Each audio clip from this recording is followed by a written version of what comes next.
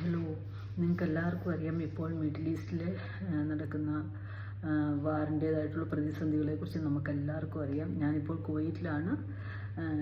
ഞാനിപ്പോൾ ഡ്യൂട്ടി കഴിഞ്ഞ് വന്ന് ഞാൻ ഫുഡ് കഴിച്ചു.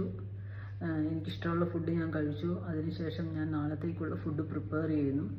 ഫുഡ് പ്രിപ്പയർ ചെയ്തുകൊണ്ടിരിക്കുമ്പോഴല്ല എൻ്റെ ഫൈനൽ ഘട്ടത്തിൽ നിൽക്കുമ്പോഴാണ് പെട്ടെന്ന് സൈറൺ മുഴങ്ങുന്നത് കേട്ടത്.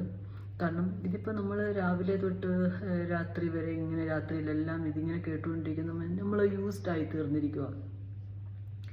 അപ്പം നമ്മളൊരു കാര്യം ചിന്തിക്കണം, നമ്മൾ അറിയുന്നില്ല, സൈറൺ അടിക്കുമ്പോൾ മാത്രമേ നമ്മൾ അതിനെക്കുറിച്ച് കൺസേൺ ആകുന്നത്. പക്ഷേ ഞാൻ അപ്രീഷിയേറ്റ് ചെയ്യുന്ന ഒരു കൂട്ടരുണ്ട്, സോൾജേഴ്സ്, ഇതിൻ്റെ പിന്നിൽ പ്രവർത്തിക്കുന്ന ആൾക്കാർ. കാരണം എപ്പോഴും ബൈബിളിലാണെങ്കിലും നല്ലൊരു ഭടനെ പോലെ ആകാനാണ് ദൈവത്തിൻ്റെ വചനം പറയുന്നത്. ഒരു പടയാളി തൻ്റെ ജീവന കാര്യങ്ങളിൽ ഒന്നും ഇടപെടത്തില്ല. കാരണം ജീവന കാര്യത്തിൽ ഇടപെട്ടാൽ ചിലപ്പം താൻ സംരക്ഷിക്കേണ്ട ആ മേഖല പലപ്പോഴും സംരക്ഷിക്കാൻ പറ്റാത്തൊരവസ്ഥയിലേക്ക് തൻ്റെ ചിന്തകൾ ഡൈവേർട്ട് ചെയ്യേണ്ടി വരും. പക്ഷേ ഇവിടെ നമുക്ക് കാണാൻ പറ്റുന്ന ഒരു കാര്യം, ഈ സോൾജേഴ്സ് അവരെത്ര അലേർട്ടായിട്ടാണ്. അപ്പോൾ അങ്ങനെ അവരുടെ ഊണും ഉറക്കവും ഒക്കെ നഷ്ടപ്പെടുത്തിയായിരിക്കും ചിലപ്പോൾ അവർ ഒരു രാജ്യത്തേക്കാക്കാൻ വേണ്ടി. കാരണം ഞാൻ പറയുന്നു, എനിക്ക് സുഖമായിട്ട് ഉറങ്ങാൻ വേണ്ടി അവർ ഉറങ്ങാതിരിക്കുക. ഹല്ലേലൂയ. എനിക്ക് ആ ദൈവത്തിൻ്റെ സ്നേഹം എൻ്റെ ഉള്ളിലേക്ക് വരുമ്പോഴത്തേനും ഞാൻ അറിയാതെ ഹല്ലേലൂയ പറഞ്ഞു പോവുക.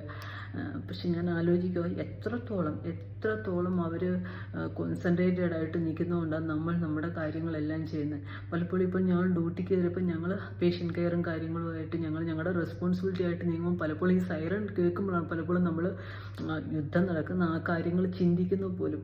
പക്ഷേ ഈ സോൾജേഴ്സിനെ ഞാൻ റെസ്പെക്റ്റ് ചെയ്യുകയാണ്.